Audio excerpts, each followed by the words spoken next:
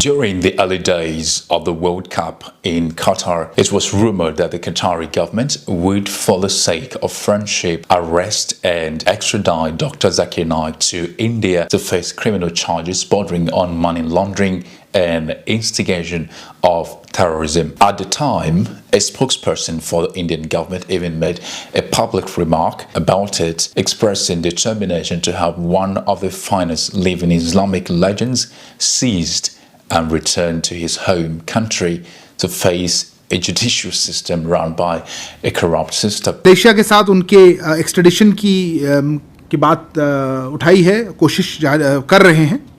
हमने कतर के साथ भी इस मामले को उठाया है।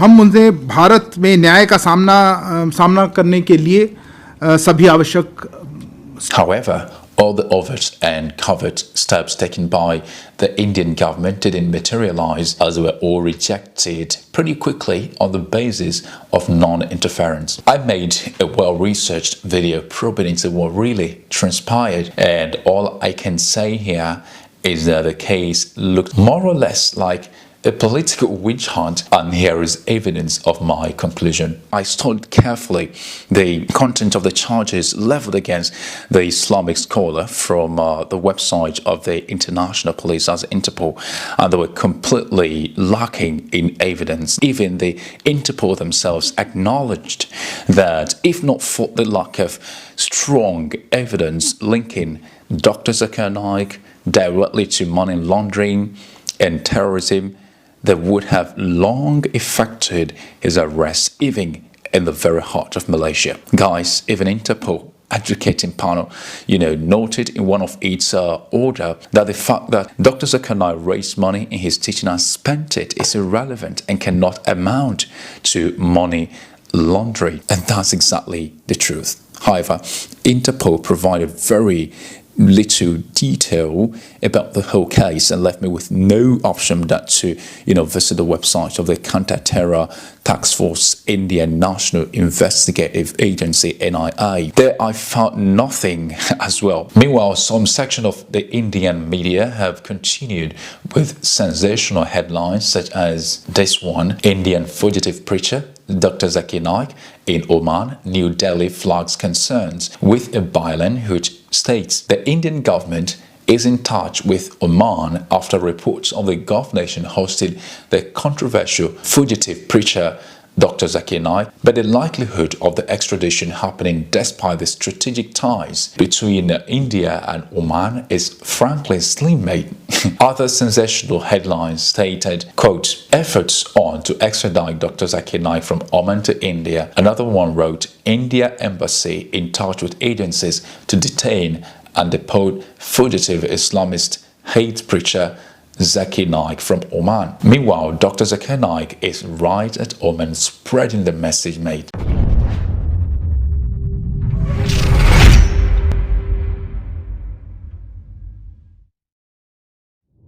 Assalamu alaikum, brothers and sisters. Welcome to another episode of the Open-Minded Thinker Show. Please like and share this video widely so that others can see the message I'm about to pass. Assist us by subscribing to help us grow better. Influential Muslim preacher is in Oman. An attempt by the Indian Secret Service to nab him has failed. I went different churches, and one of them asking for money for protection. Yes, that's my experience before they asking money for protection. And then when they know that I'm here in Oman, that I have work here, they calling me on my social account like to give more money so I have like too much protection. And I know the protection comes from above, from God only. She said that people were asking her protection money. And then she realized Allah is a protector. So today, you have to thank the people who asked you for protection money. Because of them, you accepted Islam. I thank the Prime Minister of India, Modi. Because of him, I did hijrah to Malaysia.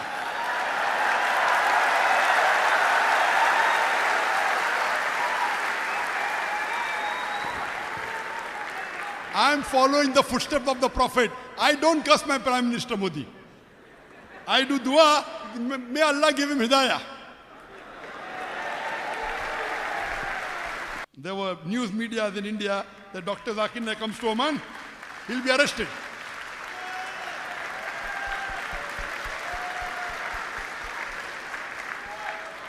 It is Allah's to protect.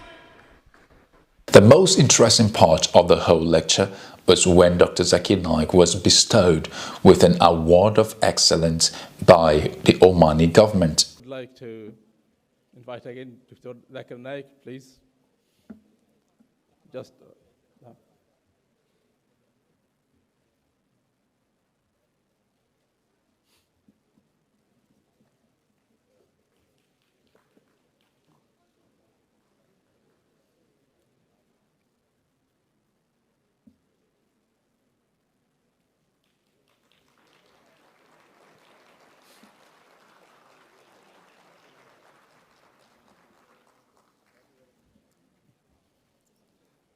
and then our thanks.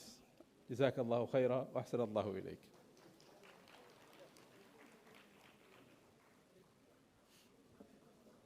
The lessons we can draw from the entire plot is that honesty and forgiveness is key. There are people who would curse the Indian Prime Minister Narendra Modi for his government's persistent media attack on the personality of Dr. Zakir Naik. This now has come in as bread. Anytime Dr. Zakir Naik steps his foot in any country, the next thing would be a flurry of sensational headlines sampling the possibility of an arrest by Indian security services. This is becoming a norm and very worrisome. India, as the world's largest democracy, has a responsibility to uphold the values of democratic governance. A commitment to democracy ensures that the country's citizens have the right to participate in decision-making, express their opinion freely, including religious ones, just like Dr. Zakir Naik, and hold their government accountable.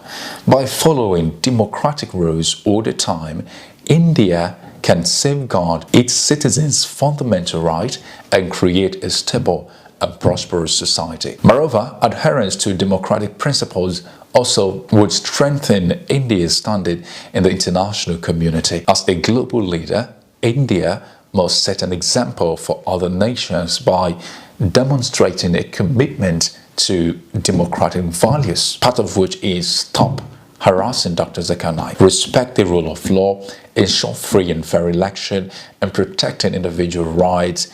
India can serve as a model for other countries to emulate. In doing so, India can help promote democracy and advance peace and prosperity worldwide. Here's my previous video of my delve into the accusation against Dr. Zakir Naik. I still believe this video would interest you. Ever since he landed in Qatar, the Indian media have been awash with news of his possible extradition back to India to face alleged cases of terrorism. While I found these intriguing, I wasn't in any way surprised, as governments across the world, including those that pride themselves in human rights, the United Kingdom and of course the United States and the collective West, pick fights with those that perceive as against the interest of their government. Most times these interests are not defined, but in India it is defined, and I will tell you why. They do this through destroying the accused means of livelihood in a case where the person is a businessman, or even throwing that person into jail. The ultimate goal oftentimes is to ensure that the individual is removed from among the public, to silence a person in order to avoid a possible look of the truth that might be damaging to their very interest. This actually has been the exact thing, my observation of the whole Indian and Dr. Zakir Naik saga has reviewed, and I will tell you very specific reason why it's so. I studied carefully the content of the charges leveled against the Islamic scholar from the website of the International Police as Interpol, and they were completely lacking in evidence. Even the Interpol themselves acknowledged that if not for the lack of strong evidence linking Dr. Zakir Naik directly to money laundering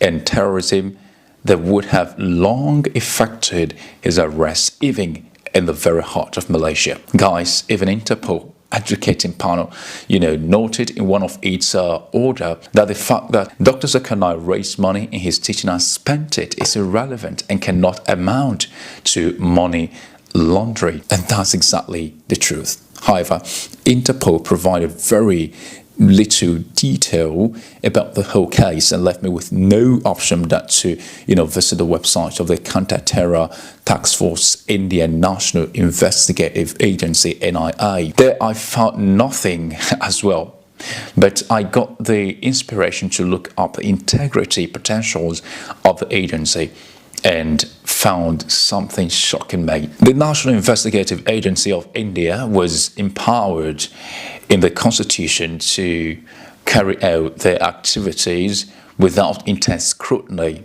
Understandably, the agency came into existence with the enactment of the National Investigative Agency Act 2008 by the Parliament of India on the 31st of December 2008, which was passed after the deadly 25/11 terror attack in Mumbai. Yet laws establishing it has multiple loopholes that can be well exploited by interested parties to target the innocent. However, let's look into one of the primary accusations.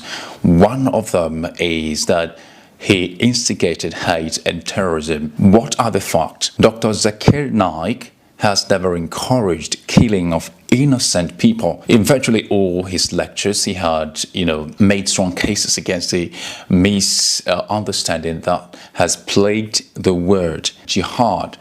In a lecture given in the University of the Gambia, Dr. Zakir strongly condemned the atrocities around the world in the name of jihad. In another lecture given in Al-Qaranij, Dubai, Naik stated that the word holy war is not jihad. In fact, he said the Islamic State of Iran and Syria should be called the anti-Islamic State of Iran and Syria. Now, don't get me wrong, some folks may have misinterpreted him, utilized his teachings for some terror operation, like the case of Dakar bombing, Rahis Shakil involved in the 2006 Mumbai train bombing, and of course the 2019 Sri Lanka cases. But it's a spurious assumption to blame him for that, just as you can't blame God for creating things, or some of the things men today abuse and cause a lot of sin. Well, let's leave it right there, people. Until next time, Assalamu alaikum.